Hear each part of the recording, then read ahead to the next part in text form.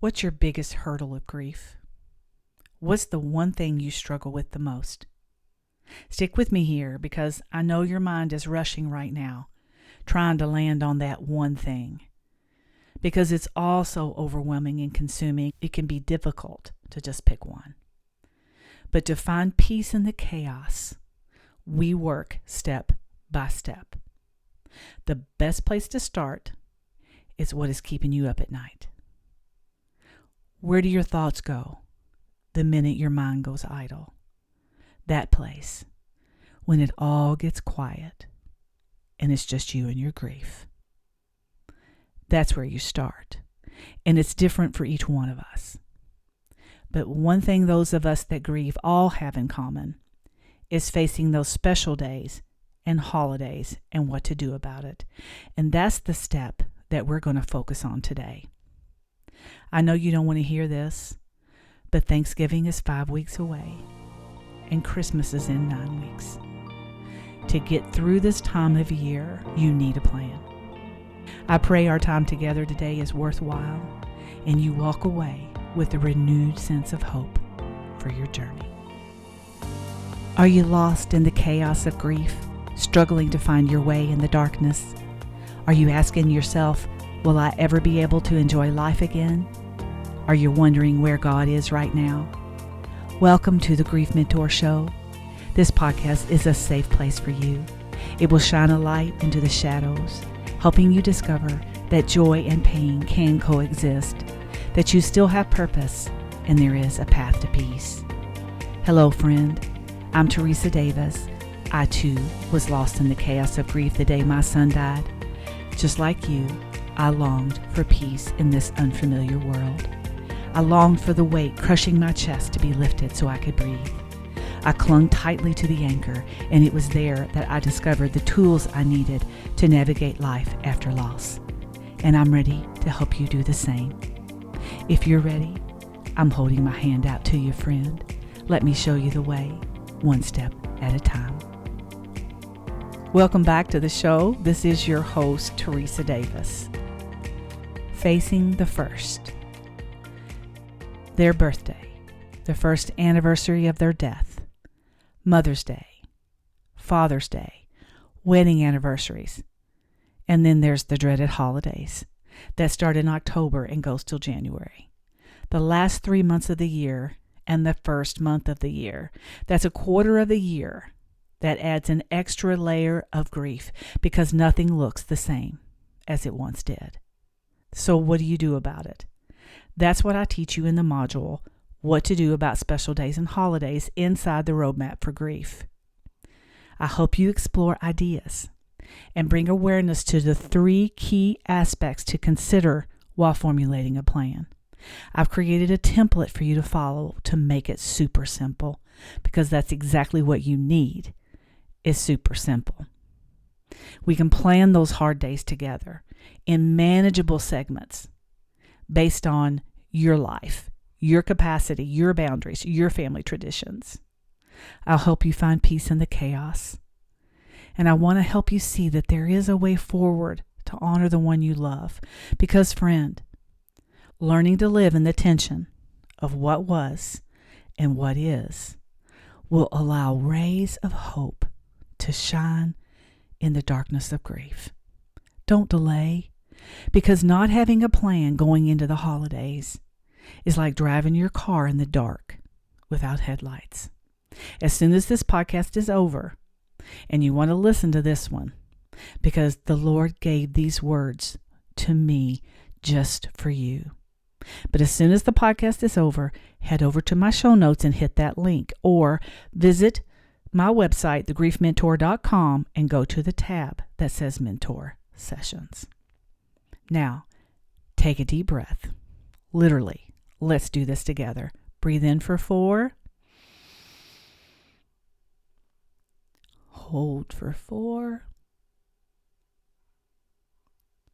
Release for 4.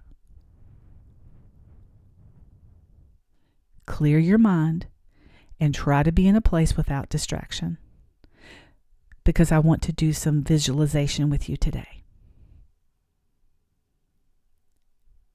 Picture with me a track lined with hurdles.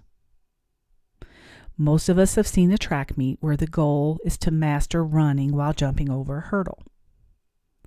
Most notably are the Olympic athletes who train daily to master this skill. You can see the anticipation as well as the angst on their faces as they put their bodies onto the starting blocks and assume the position for takeoff, waiting for the sound that says go. Imagine with me the thrill of success as they approach the hurdle in front of them and master it, moving on to the next, and the next, and the next. Each time they are successful, confidence builds that they're going to make it, that they're going to do it. Their speed increases as they master that last hurdle, and they stretch their bodies to cross the finish line, hoping to be the first. It's an amazing thing to watch. But what about the ones who trip and fall? Maybe they make it over the first hurdle, but on the second one they fall. And they realize there's no way to win the race. How discouraging that must feel. To work so hard to suffer a setback like that. Laying there on the track, they have a decision to make. It's a split-second decision because what they decide to do in that moment will determine not only this race, but all the ones yet to come. Friend, isn't that just like your grief journey? You're facing a field lined with hurdles. Each one has its own name. As you approach the first, your knees are a little wobbly, and your eyes are blurry from all the tears. You attempt to jump, but your legs don't support you, and you fall flat on your face. As you lay there, you say, I can't do this. It's too hard. You attempt to get up and face it again, but your confidence is shot, and you can't see a way forward, and you're tempted to say, forget it. I'm staying right here on this track. I don't want to get up to only fail again and again. You stay there for a few days, maybe a few weeks. For some, it's months or even years. And then you reach a place. You come to the crossroads and you say, Lord, I surrender. I can't do this on my own. I don't know what this looks like, but will you help me get back up and face these hurdles? And his response is, I know, my child. I created you, and you are mere flesh and bone. Apart from me, you can do nothing. I am the vine, and you are the branches. If you remain in me and my words remain in you, I'll give you what you ask, and you will bear much fruit. John 15, 5-6. Come and let me help you overcome the hurdles, one step at a time. Let's make a plan and get it in place before the holidays are hanging over you like a black cloud. If you act now, you can get all 6 weeks completed before the end of the year. By having a plan for each hurdle, you remove the overwhelm and you build confidence.